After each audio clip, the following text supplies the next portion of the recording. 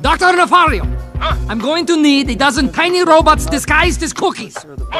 Cookie robots! Oh, forget it. Just as long as you're down far enough where you'll be able to slide the motor base over. Now what you want to do is take a number 6 Allen and loosen the socket head screws on the clutch.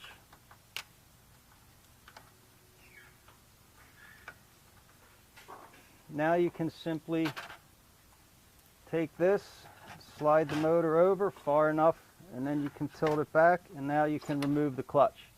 And once the clutch is removed, you can take the new clutch, slide it back on, line the motor back up, push the bolts back through,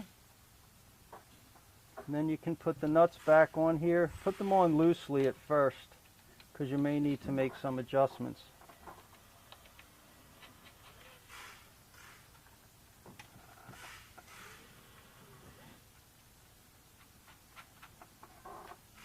And you can also see where the marks are actually on the motor base themselves. That's where everything was lined up. You want to make sure everything's as square as possible.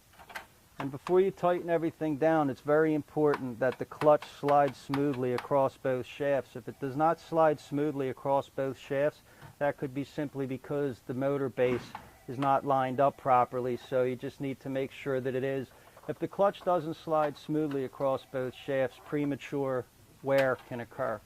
Once you have everything lined up properly, just tighten the nuts down for the motor base. And you just hand tighten them. There's no need to crank down on them overly.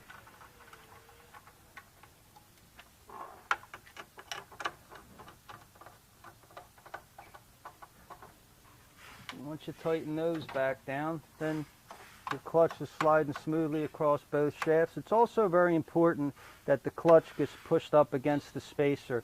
That means everything's lined up. If you have it slid back here, what can happen is over the course of time it can separate the inside of the clutch. You do not want that to happen. Make sure you push that all the way over against that spacer.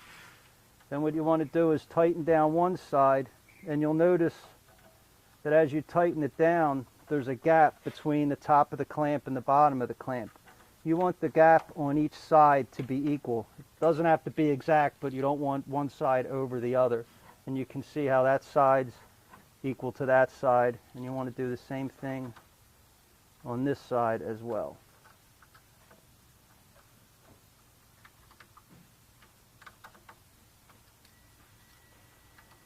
And again, hand tighten them, and then you want to just check to make sure the gap's okay, and you spin them, and that's basically the clutch replacement.